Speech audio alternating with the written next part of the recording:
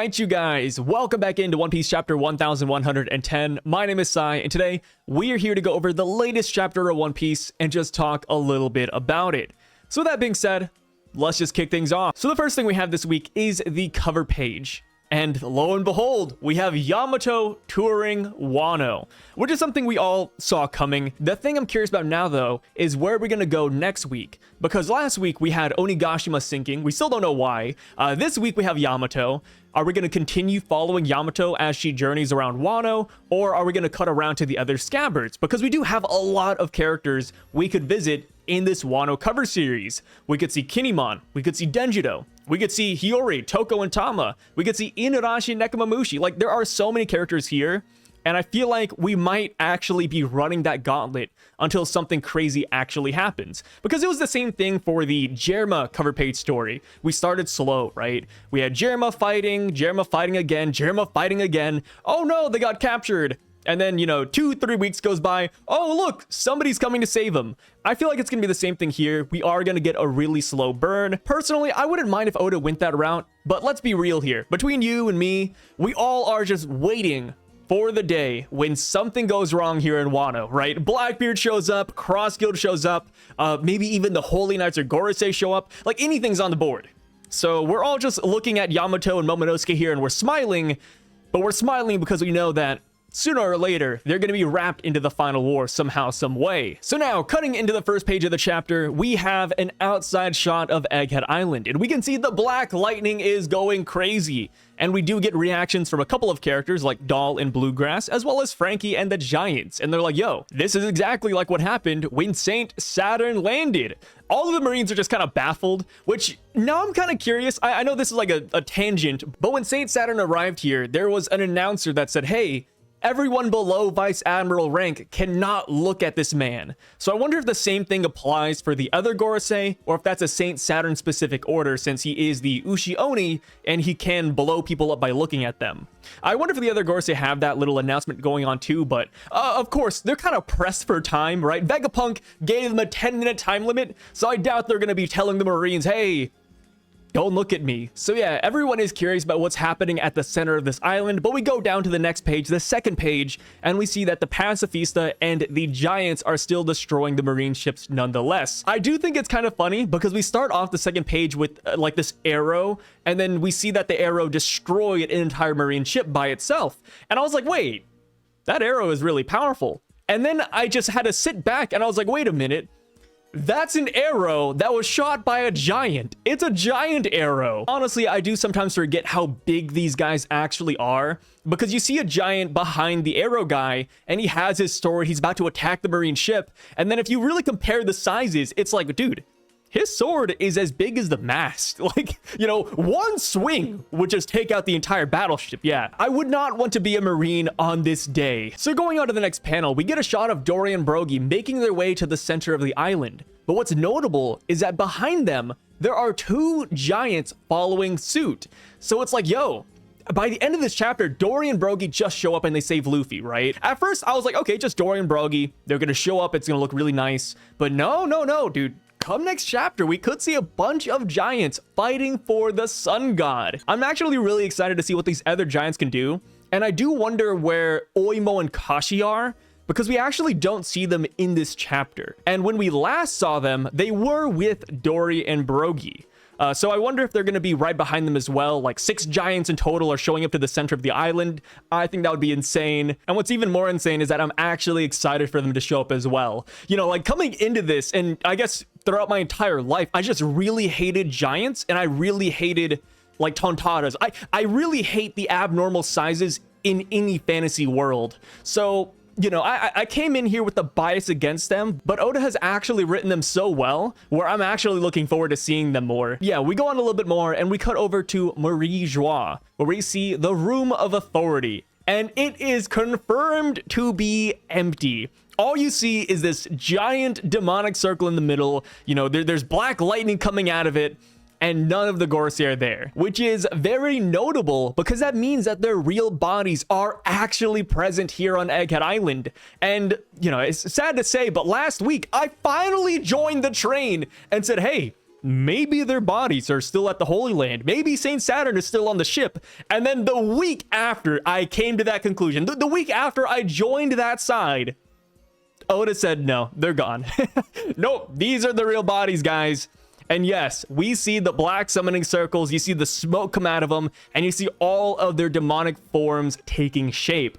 And what's really cool about this is that if you look closely at the circles, they are all numbered, which goes back to Saturn when he first showed up, because when Saturn showed up here, he had the number 5 in his demonic circle. You know, we cut over here and we see 4, 3, and 2.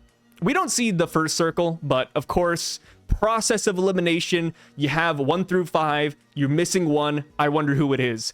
So yes, number 4 is pretty much confirmed to be the Itsumade, Marcus Mars. Number 3 is confirmed to be the Hyoki. I hope I'm pronouncing that right because there's like that elongated accent mark on top of it. But Hoki, Hyoki, either one. Feel free to take your pick until an expert shows up. But yes, that is Warkuri, which I really love his name, Warkuri. Right? It's pretty cool. It's pretty cool. And then number 2 is the Bakotsu, which is the Nasujuro. And then process of elimination, number 1 is Shepherd Jupiter, who is the Sandworm. Yo, I don't know how these numbers are actually going to play out. I like to imagine in typical shonen fashion, the numbers do correlate to power level. I mean, we've seen that time and time again throughout One Piece, throughout other mangas. Like, numbers usually correlate to how powerful you are. It could correlate to their authority, but I'm not too sure how that would even work, to be honest. So yeah, I kind of do want to keep it simple and just say it is power levels, which would mean that Saturn is the weakest of the Gorosei. It pretty much confirms it at that point, right? Which I love, because I've said it before, I'll say it again. Saturn thus far, he's looked okay. He hasn't looked great. He hasn't looked bad. He's just a punching bag. And, you know, take that how you will. Some people love the fact that he regenerates, and I think that's totally fine, but the fact that he hasn't landed a devastating blow to anybody except for Vegapunk has marred me a little bit in terms of Saturn's portrayal. But now that we have the other Gorosei here, I am expecting big things, dude. I really am. And it's not because I'm a Gorosei sympathizer, right? These are bad dudes. They're villains, sure. But here's the thing.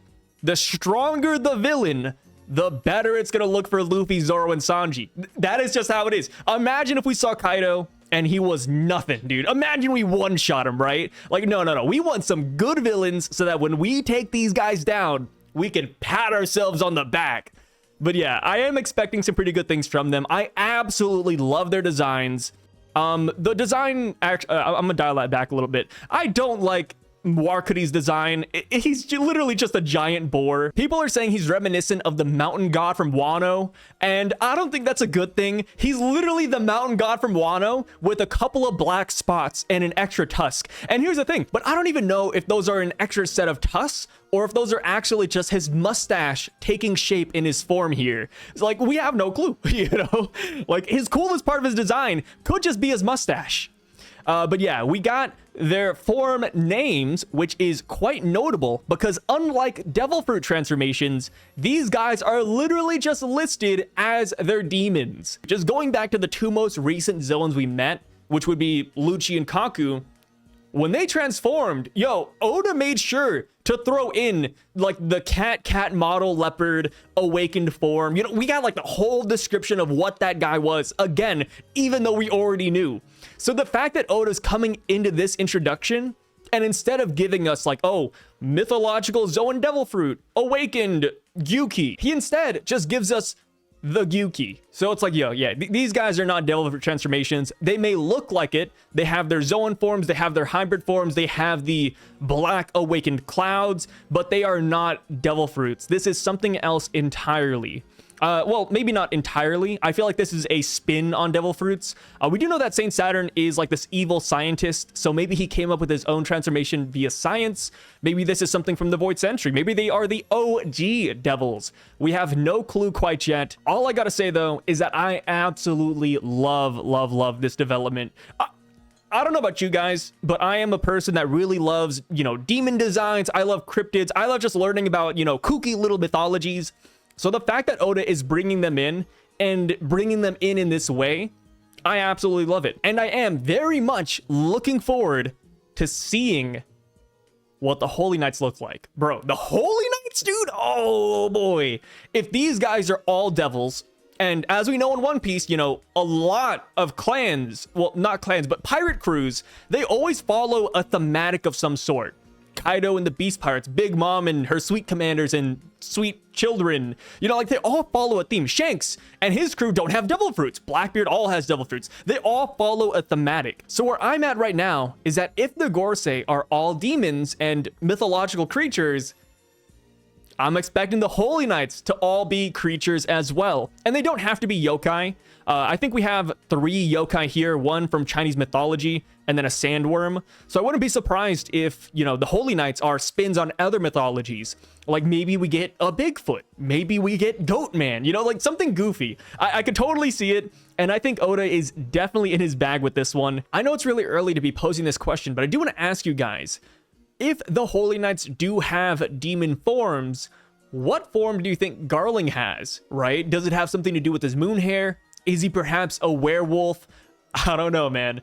And then we could go even crazier and say, hey, since Shanks is Garling's son, or at least, you know, they're from the same family, does Shanks then have a demon form? Or is that something only current Holy Knights and Gorosei have? So going on to the next page, we see Luffy confronted by all of these monsters, and apparently, I haven't been keeping track, but apparently people are saying this is the first full double page that we have had in One Piece in 7+ years, which would be actually crazy. And I'm actually inclined to believe that as well.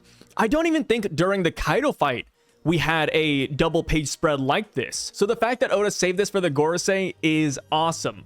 So we go down to the next page, and we see that not all of the Gorosei want to fight Luffy. V Nasujiro takes off in his horse form, and he blasts off to the coast. And he starts dealing with the Pacifista in a single blow.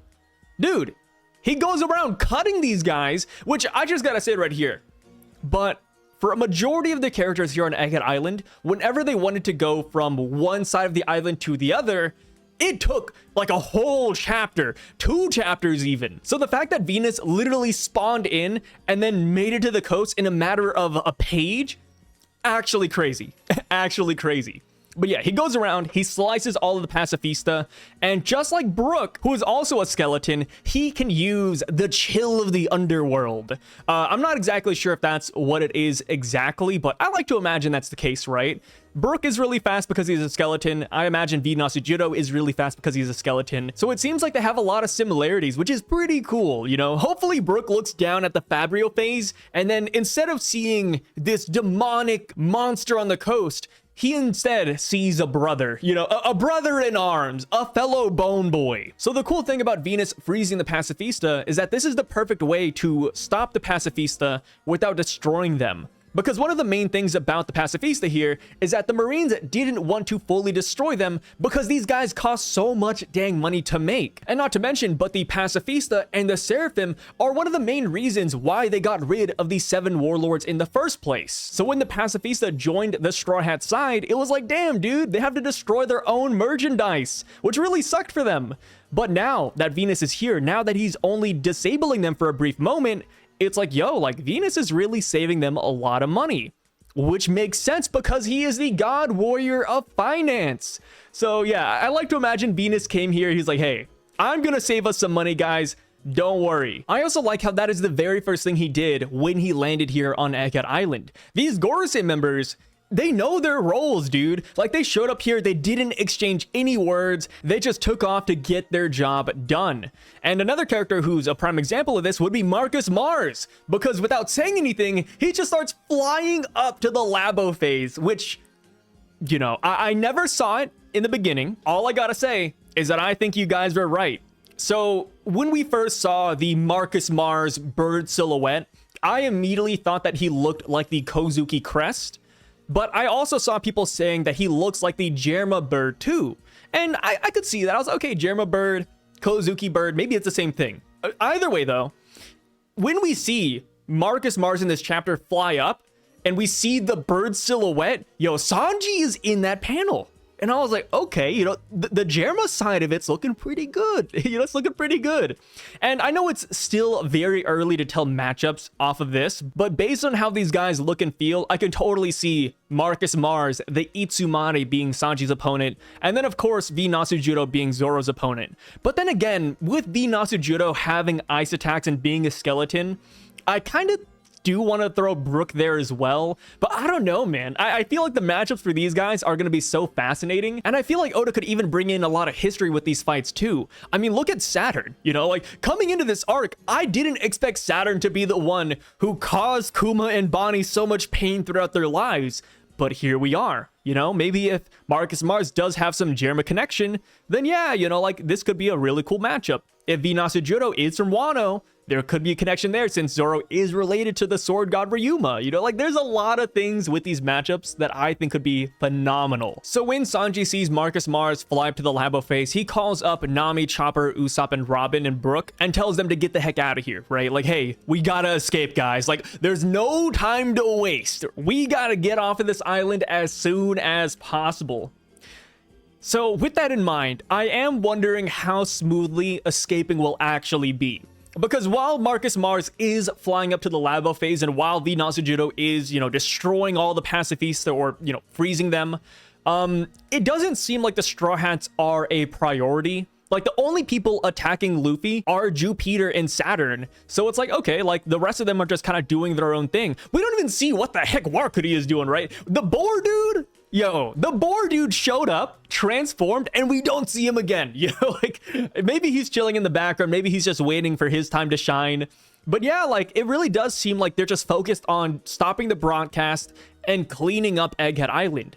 So if Usopp, Nami, Chopper, and Robin escape, I don't think Marcus Mars will try to stop them, right? I think the Vegapunk signal is still the main focus of this island, but we will get a definite answer to that next chapter, because with Marcus Mars, being on the Labo phase level now, the first people that he's going to run into is either going to be Zoro and Jinbei, or it's going to be Nami, Chopper, Usopp, and Robin, and Brook. So I am wondering how that's going to go down. I feel like if they run into Zoro and Jinbei, then they're definitely going to fight. But if it comes down to Nami, Chopper, Usopp, and Robin, I feel like they just might let Marcus Mars fly right by them and, try to escape instead. I'm so curious, bro. Like, who is Marcus Mars going to run into? And speaking of running into things, Marcus Mars does run into the Labo phase barrier. We don't see him make it to the other side, but I would like to imagine that he did. If Marcus Mars does not bypass that Labo phase barrier by next chapter, I would be a little bit disappointed, right? I mean, I'm assuming these guys do have regeneration abilities like Saturn. So yeah, in my headcanon, next chapter Marcus Mars is going to be right in front of one group of the Straw Hats. One last idea I do want to toss around with Marcus Mars now being here on the Labo phase though, is that I wonder how he's going to go about stopping the broadcast signal. So last chapter, Jupiter is the one who said, hey, it's probably coming from up there. Marcus Mars is now here.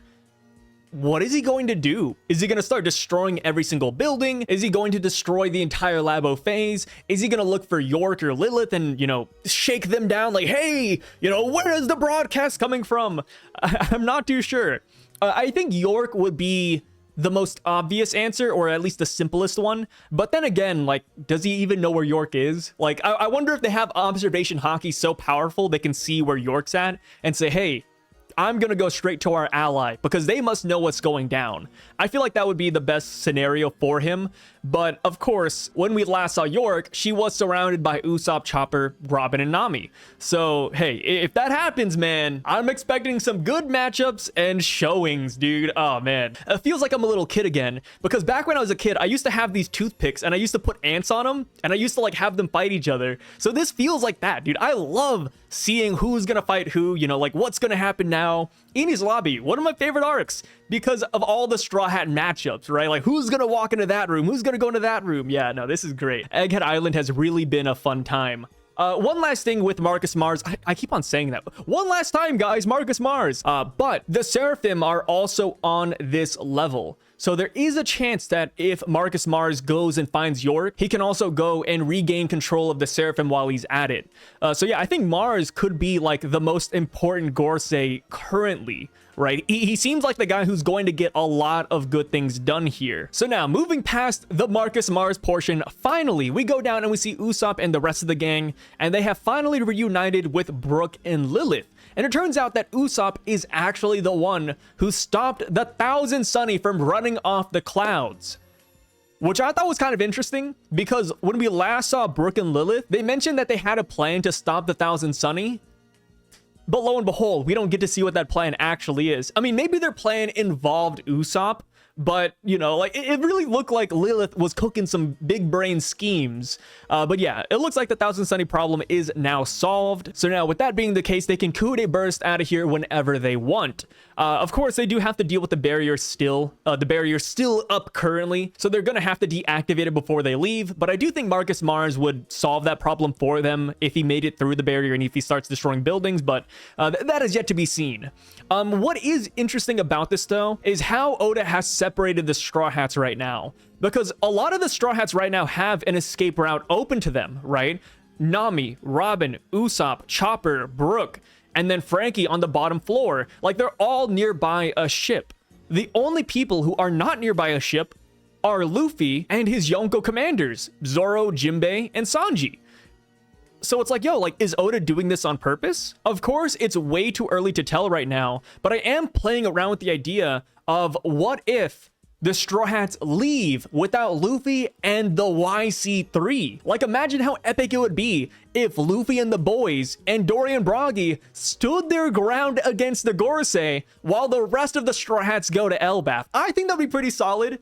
And since we are expecting Elbaf to be an Usopp arc, this would be perfect for Usopp. He is the, you know, unofficial vice captain of the Straw Hats. You know, he named himself that, but hey, if he is truly the quote vice captain, then he could take charge on Elbaf, and that could force him to go through a lot of character development, right? These guys could get a shine. I don't know. I feel like that could be a really solid idea, but I don't know if Oda's gonna go through with that. I don't know. You guys tell me, like, how would you feel if the Straw Hats split up in that manner? Because I think it'd be pretty dang fire. So now we cut over to Jinbei, Lucci, and Zoro, and I really love what Jinbei says here. Jinbei says, it sounds like the situation is dire. If Zoro is still fighting, I'll drag him back by force. Yo. Imagine reading that line without knowing what happens next. You'd be like, yo, like, Jinbei's gonna have to, like, hold Zoro back. Like, hey, we gotta get out of here. That would have looked so bad. Jinbei just pulling Zoro off of Lucci. But that doesn't happen, thankfully. Instead, we cut over to their fight, and we see that Lucci apparently knocks Zoro's sword up in the air and it starts spinning in circles. And then we get a little bit of banter where Lucci's like, hey, aren't you curious about all that hockey going on down there? Like, it's really weird, man. And then Zoro says it's cropping up everywhere. And then that is when Jinbei shows up, but he's still on the phone with Sanji. And then Sanji says, sorry, Jinbei, it's all up to you. That damn Mosshead, he's putting everyone in danger. What a burden. And I've also seen a translation where Sanji calls Zoro dead weight.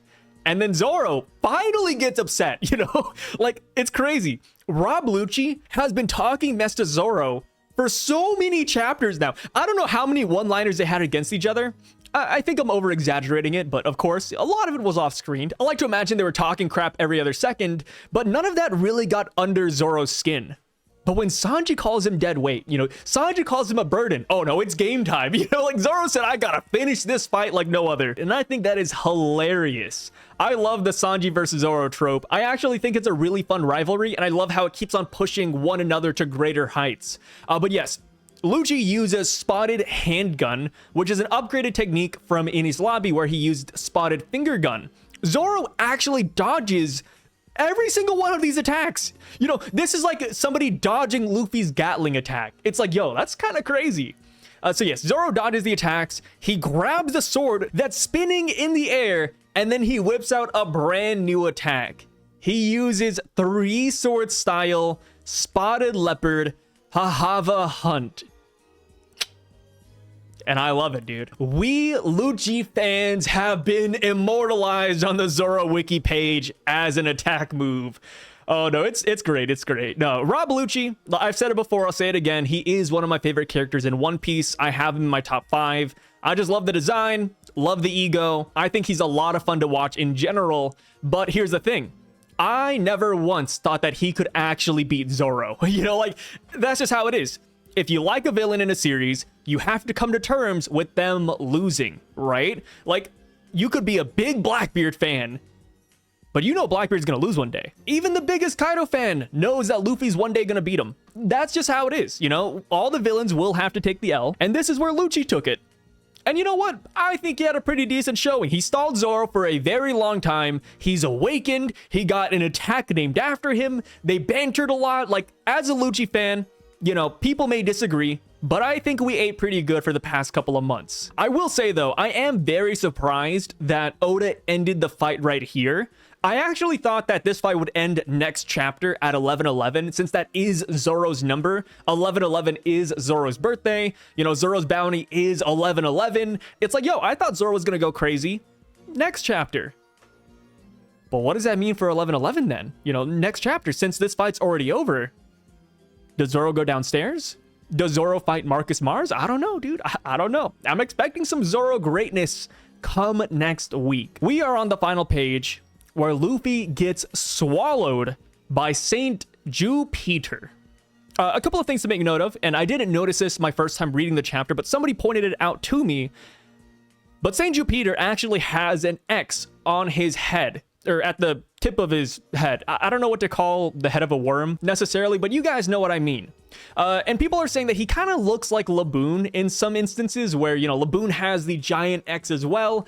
And I see it, but I don't know if that relates him to Laboon per se, but I do think it is interesting. I have to do some sandworm research.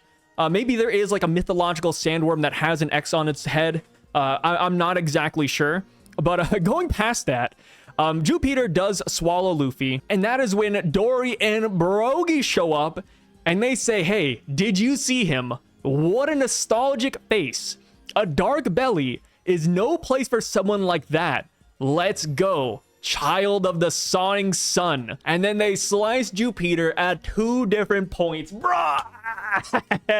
This is great. And before I talk about, you know, Jupiter a little bit more, I just want to say this outright because I didn't mention it earlier. But out of all of the Gorosei appearances, I think his is the funnest because of the teeth. Bro, the teeth are so cursed. The guy has veneers. He has perfect pearly whites. It's a little bit off-putting, but it's off-putting in a fun way, if that makes sense. Like, whenever they show Jupiter, I just can't help but smile a little bit. So now that Jupiter has been cut from multiple sides, it does make me wonder what is going to happen next. Like, is Jupiter going to be like Saint Saturn, where we see this black flame and then he regenerates? Or is he going to play into the worm aspects of his power and simply just survive or pop out another head? Hey, since Dory and Brogy cut him into little segments, what if those little segments turn into full-blown worms as well? We could be dealing with a worm infestation by next chapter, which I think would fit very well with his God of Agriculture title. Because hey, what does agriculture not like? A worm infestation. So yeah, I think that would be pretty sick. But of course, he could just regenerate like Saturn, but that is yet to be seen. Also, I just want to shout out everybody in my last video who reminded me that worms can actually live when you cut their head off or when you cut a part of their body off. I actually did not know that. You know, I didn't really do too much worm research, and I haven't seen too many worms in my daily life. Usually when I see a worm, we throw it in the lake and then we catch some fish. You know, I never really dissected them to find out. That's mainly something I did with ants, like I mentioned earlier. But yes, worms can live even though you chop off their head. So yeah, no matter what, I am expecting Jupiter to be perfectly okay come next chapter. So now, going back to Dory and Brogy's dialogue for a second, I do find it kind of fascinating that Dory says, what a nostalgic face, because I'm not too sure if they're talking about Luffy's face or if they're talking about the face of the sun god. It could be both, right? It could be like, hey, Luffy is nostalgic, but they have throughout this island talked about the sun god.